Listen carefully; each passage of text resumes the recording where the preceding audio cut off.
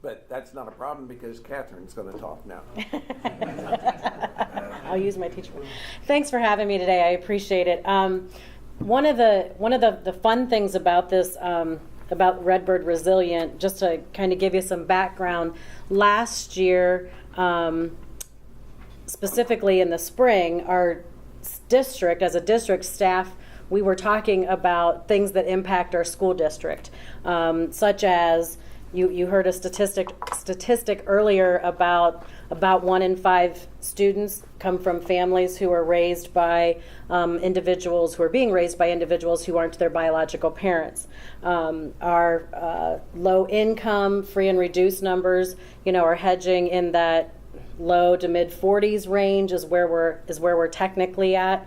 So that presents a lot of concerns within the district.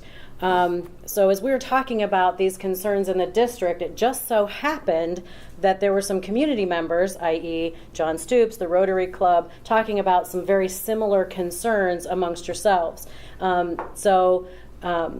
John Stoops, the Rotary, we kind of started hearing about each other, talking about all these, the mutual concern that we have in the community, and we decided to come together and start having these talks together. So we did, and Redbird Resilient evolved out of that. Rotary has been such a tremendous blessing to this organization for helping start, fund, and support things that we're doing. Some things that we're doing in the school district right now. We had our initial kickoff of Drug-Free Clubs of America. Sorry, it's a club that's actually founded and based out of Cincinnati, Ohio. It's really gotten a lot of footing and a lot of momentum, and it's going nationwide now. This club is a voluntary drug testing organization for students to join. It really celebrates the not use of drugs. It's a positive organization. It has lots of rewards and incentives for our kids who are involved. Kids who test clean, they get a card. It looks like a credit card with their picture on it, and it gives the year that they've tested clean, and that helps them with jobs. That's something that's a real positive motivator for kids to join, so they can show potential employers that they have been drug-free. So we're excited about that. We're in that process right now. I'd really like to thank the Rotary Club and all of your support through this. We've gotten a lot of businesses that have signed up for incentives outside of school. We've got a lot of organizations and businesses also who have contributed money to the drug-free clubs. We're fast approaching $20,000 that has been donated to the district to help support incentives and rewards in the school district for our kids and the drug testing itself. Drug testing costs about $70 per student, which is a hefty cost if you think about having each student pay that. So we're able to, through those donations, we're able to offset those costs per student. So students will pay maybe $5, $10 at the most at this point. So we're excited about that. We've also started. We have expanded Too Good for Drugs, which is a kindergarten through grade 6 program provided by ACADA, and we get about 10 hours a year of curriculum, of in classroom teaching from someone who has been trained, and they are very familiar with the curriculum. Wendy Lemon out of ACADA is the individual who is providing that instruction for our kids, and it is going great. We finished up Bud last week, so we're in the middle of McMullen as soon as 3rd grade testing gets done. So we're excited about that. Also, we have on our website, and just another option for parents is a Start Talking website / like list serve. If you sign up for it, you'll get emails or text messages, and really what it does is it gives parents and community members just talking points, conversation starters. How do you talk about certain, like how do you talk about drugs with your kid in a positive way that's not accusatory. So that's another option that folks can sign up for, and that is actually supported by the Ohio Department of Education, I believe. I'm done. You might add what you're doing next week on this flyer. You're sending out 1,000 flyers. Yes. Thanks to Henley Graphics. As far as putting the graphics together, and actually Truex Printing gave us a good price on the printing. Oh, you guys put Yeah. it all together, yeah. Yes. So this is beautiful. They're going to send one home with every student next week. And the importance of the timeliness is because on the back it's promoting our November 7th event. So there's a method to our madness as far as the timing of when this is getting out. And I think, Steve, you want to go next? Certainly. As this group began to get involved, we kept hearing certain pieces of information that spoke to me. We kept saying, maybe this could happen in the schools. And Beth Ring, who's the counselor in the schools, finally stepped up and said, you don't realize how much we already have mandated by the states on our teachers. They don't have time to do what's mandated. We can't give them other things. And I looked at Beth and said, so what can we do? And she said, we need volunteers. And I just decided, you know what, if we need volunteers, I've got colleagues who have captive audiences or semi-captive audiences.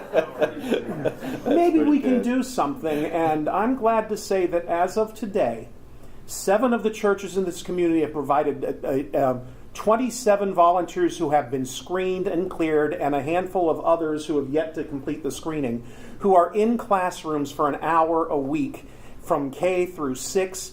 24 of those 28 classrooms have at least an hour a week of a volunteer from the community helping out the teachers to touch those students' lives.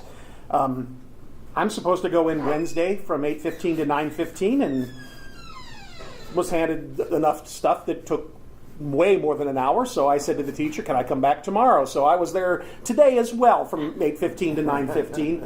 They all found science experiments they're going to conduct, and they had on a 3x5 card the ingredients they needed. All but 2 or 3 of them didn't bother to write down a single measurement. I asked them, what would happen if you put in 5 gallons of water and a pinch of baking soda? Oh, I don't think it would work. We had to go back through and get measurements. Some of them didn't even say what their experiment was on their card. We had to have a name so that the kids would know the very basics. And worked one-on-one with kids for a couple of hours, an hour yesterday, an hour today. And it's really exciting, and it kept the teacher from having to do work that really needed to be done one-on-one. I can't speak for what is happening in any other classroom, but for me it was exciting just to sit in the hallway just outside the room as each kid came out with their laptop and we got to work.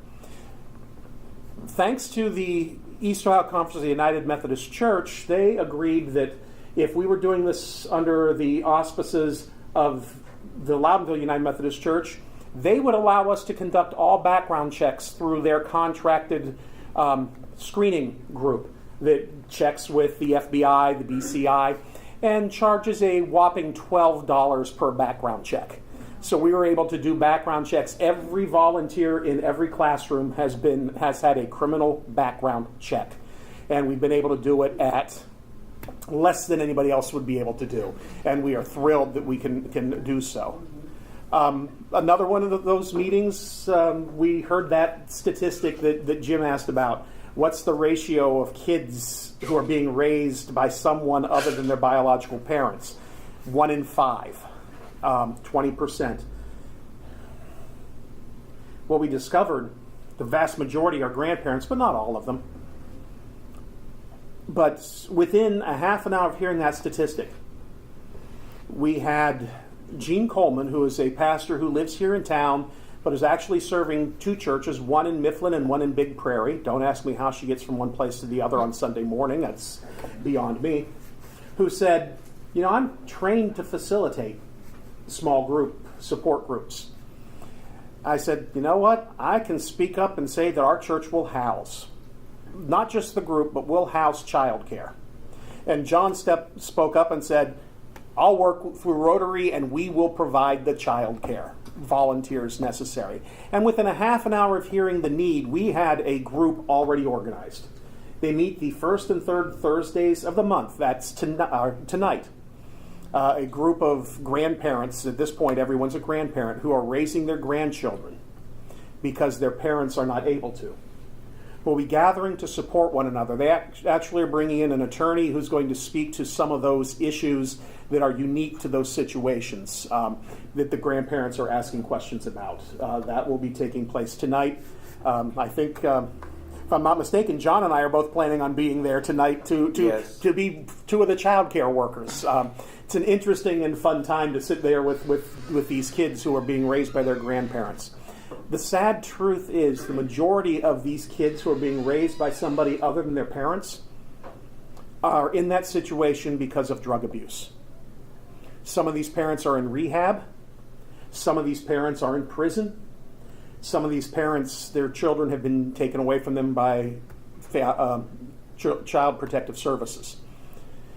It came out of Redbird Resilient in our efforts to deal with the issues of drugs, because drugs touch us in ways.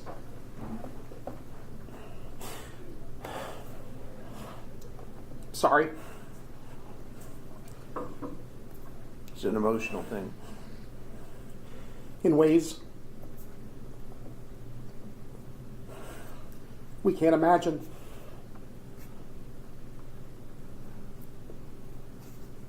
Tonight I get to look in the faces of some kids who know they're loved by their grandparents and who I hope are learning that they're loved by others, but whose parents are out of their lives because of drugs.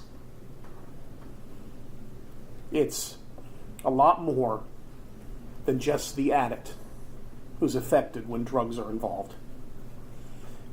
And I'm involved in Redbird Resilient because we are doing a lot more, or at least trying to do a lot more than just stop the use of drugs. We recognize that for too many people, it's too late to stop the addiction. We can work to help lead people towards rehab. But in the meantime, we have to do something for the families who are being torn apart because of the drug addiction. And I'm so proud to be serving a church that when they heard, oh, you want to use our facilities, let them come. Let them come. That's great. Thank you. Maybe I should interject what we decided at the last meeting. Sure. We decided a few things at the Redbird Resilient meeting on Tuesday night. We'd been somewhat differing in opinion on going to the 501c3 nonprofit approval process. I was dragging my feet, and Steve was trying to drag me along with all the string. He finally succeeded. I'm totally on board with it. We're going to do that. Primarily because I'm starting to see what we can do with greater fund levels. We haven't actually spent $1 outside of what one of us basically has spent out of our own pocket so far to support the Redbird Resilient efforts. But now we're starting to see some things we want to do, and they're going to cost us money. Larry's going to talk about the first one. So we're going to become our own nonprofit organization. We appointed officers. I'm president, Larry's vice president. Catherine is secretary because she refused to be treasurer. Steve is going to be the treasurer. Just happened that this week Sue got an email from district, and they have more grant money. Supposedly grants for spending this year had to begin by July sometime, but they have some money left over. I have drafted a grant request. Right now, Rotary, and for the next several months, is going to be the Redbird Resilient Financial Governance.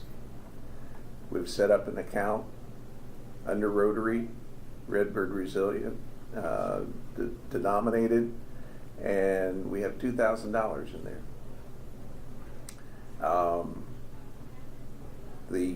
The grants in district appear to have changed from when we got our one for the refurbishment of the theater. They're now showing a 1-for-1 match. So we could apply for $2,000. I'd like to go one step further. I personally will match the first $500 that the Rotary members put up. Then we'll take that $1,000, put it in with the two, and apply for a $3,000 grant, which would give us $6,000 to work with. So I hope you all want to break my bank account. If you donate $200, if you donate $20, I'll put another 20 with it. We'll go to the district, they'll put 40 with that. So your 20 builds up $80. So think about it, and Sue will take your money. Larry, All right. talk about Well, next step. a little over a week ago, Raphael and I went to Catherine's office and videotaped her as far as our promotional video that lasts just under 2 minutes that we'll be watching here at the end. And I learned some things that day as far as the number of other organizations that were working on some of these issues at the same time that Rotary was thinking about it, okay? And that really impressed upon me. About a year ago, I had shared with the board, we're all reading articles on the opiate epidemic and such, and that to me, there was a lot of resources on those that will full-blown addiction, but I didn't see a lot on prevention. And that's what I had shared. And I thought that we had some opportunity. And I thought trying to reach adults and doing some adult education, not only in the area of addiction prevention, but also in the area of emotional health. And the board liked that and encouraged me to continue. And John and I went to a meeting in Ashland around February on the opiate addiction as far as what Ashland is doing up there. And my primary reason for going was I wanted to use a motivator to get going on something down here. And we came out of it as far as feeling very strong about doing something our own and not just piggybacking on what they're doing and making our own path. And we certainly have. And John has just been a trailblazer. Steve has been boots on the ground as far as not talking about what we're going to do. As far as volunteers in the classroom, that's called Adopt a Grade program. It has started. As far as kinship care, that started about a month ago. And both of those programs are because of Steve, and they are Redbird Resilient programs. It's very important for me to make it clear that the schools were already doing something. Too Good for Drugs had happened last year as far as in the school. Drug-Free Clubs of America, Catherine can help me here, but I believe Beth Ring, and also is something Ashby? Crystal Ashby? Yes, Crystal was Ashby. she instrumental in that? Crystal Yep. Ashby. Those two were instrumental in the schools of getting this Drug-Free Clubs of America started. And those are school programs.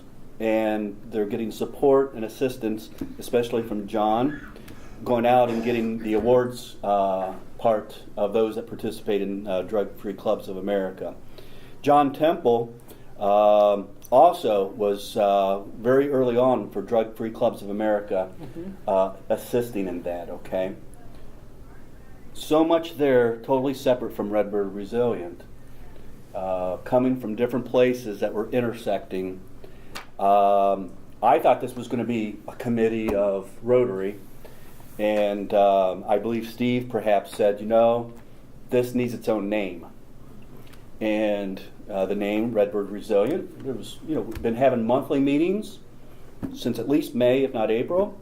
We've met with the Mental Health and Recovery Board Executive Director Steve Stone, also Appleseed Community Mental Health Center Executive Director Jerry Strasbaugh. They're the top 2 mental health people in the county. And we've had private meetings with them.